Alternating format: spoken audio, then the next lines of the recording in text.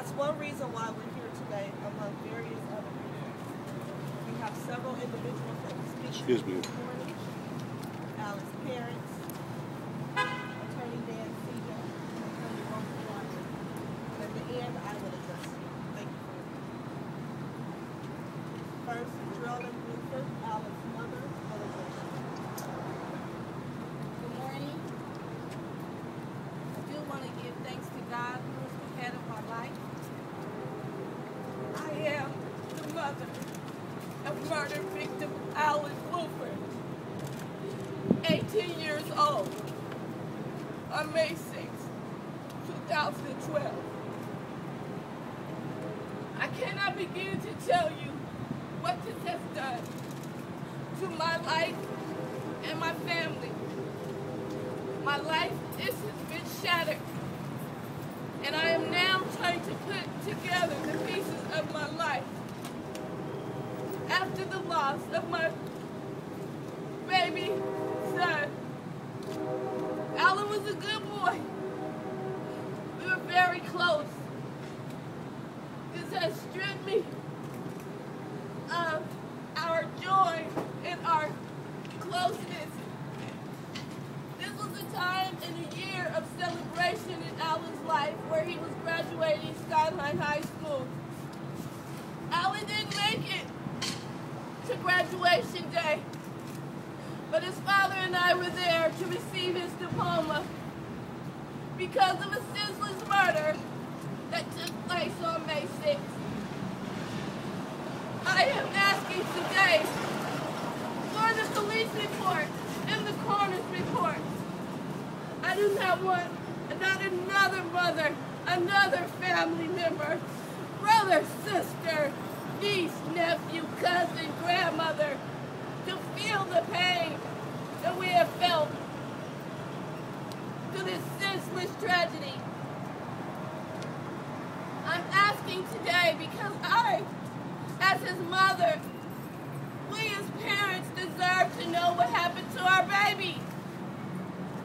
We've been asking for over 2 months, and all that we've gotten was mistreatment. We've told different stories.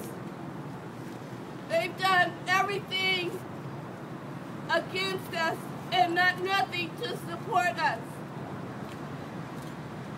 The police department is here to protect and serve. I have not got any service. Today, we ask for information so that we may have a chance to come to grips with this and have the opportunity to place the shattered pieces of our life back together. I cannot bring Alan back. He has gone on to rest in Jesus. But I do deserve, as his mother, to know what has happened to my child. Reports are all that we have, and we would like answers. Thank you.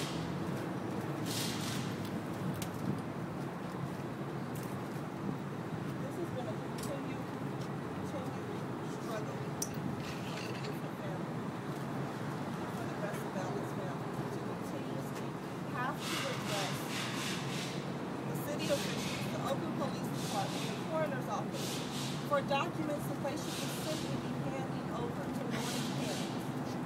Next, you will hear from Adam Blueford, Alan's father. Good morning. Brothers and thanks for the Savior of my life, Jesus Christ, first of all. I'm here today because I knew this story was the story is just changing at every time. From the initial story of my son being in the gun exchange, I knew it wasn't my son Alan.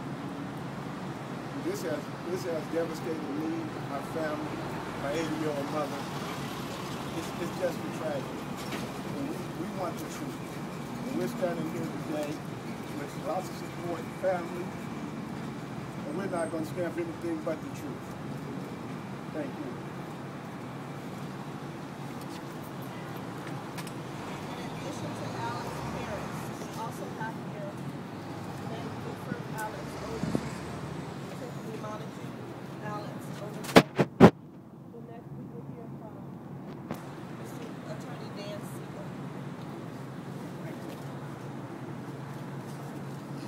morning, and thank you for being here. It is absolutely contemptible that the City of Oakland and the Alameda County Coroner's Office have added to the tragedy and the pain felt by the Blueford family by engaging in what can only be described as a conspiracy to cover up, suppress information about Alan's death, and to slander him in the meantime. Many of you, as members of the media, were drawn in to the false statements made by the police who claimed at the time of Alan's killing that he was engaged in a gun battle with the police and that that's why he died. Of course, not as many people paid attention to the fact when it came out that he was not engaged in any gun battle and that the officer who shot him 3 times shot himself in the foot while attempting to shoot Alan. Since then, we've been engaged in a fight with the city and the coroner's office to get the release of reports which they are responsible to turn over. Those of you who understand how the criminal court system works, if someone is arrested today, Thursday, and I went to court to represent that person next Monday, there would be a police report waiting for me. That happens virtually in every case.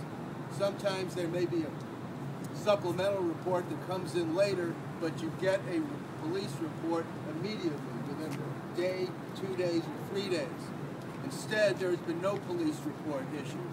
And in fact, when Mr. and Mrs. Blueford went to meet with the police department and Oakland City Administrator Deanna Santana, she told them it would take 6 months to a year to complete the report, and that they might even take more time, and that she would give the police as much time as they needed. That is unacceptable. They are obviously playing a game here. They want this issue to go away. They figure by delaying the reports, we will then lose interest and go on to something else. That's not going to happen. To add insult to insult, we then contacted the coroner's office to get a copy of the coroner's report. And remember that the coroner is not a city official. The coroner is part of the sheriff's office. The sheriff is a county official, doesn't take orders from the Oakland Police Department. We learned that the Oakland Police Department had put a hold on the coroner's report.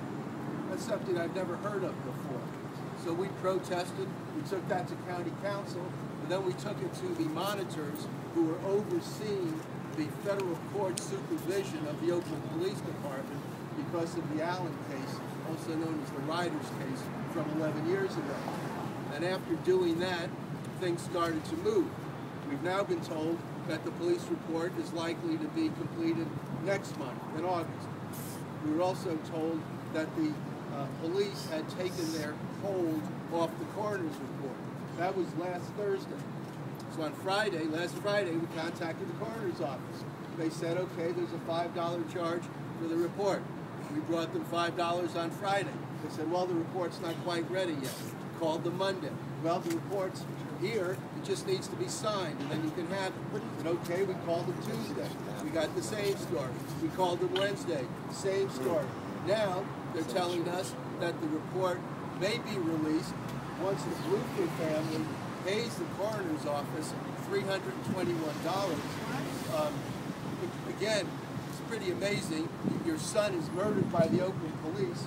The Oakland police, among other things, lied about him being taken to the hospital after he shot. Instead, he was brought directly to the coroner's office, not at the request of the Blueford family, but at the request of the police department, where he has been. And now the coroner's office wants the Bluefords to pay $321 in order to get the report released. Not quite sure what the next chapter will be, but bottom line here is that our public officials, who are supposedly servants of this community, are engaged in a cover-up. They want to deny us the information so that we can learn the truth and expose the truth of how Alan Blueford died. Thank you.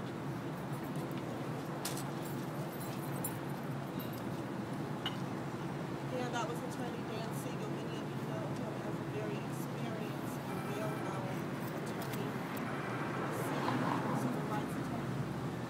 Next, we'll hear from Baltimore. some things that need to be focused on in the murder of Alan Blueford. Things that we as a community are very concerned about.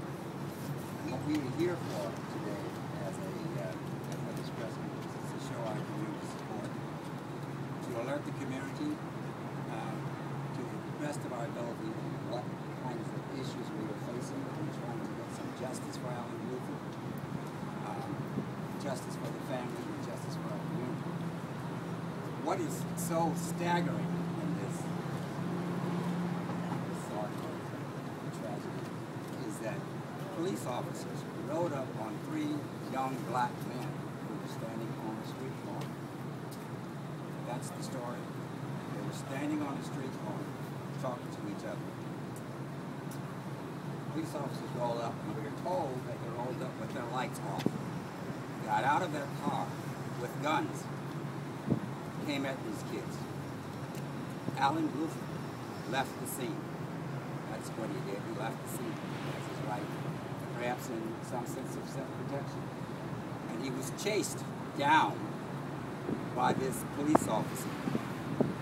What mentality would allow the police officer to chase down this kid with the gun, the police officer with the gun chasing this kid, that he had no reason to believe had done anything wrong?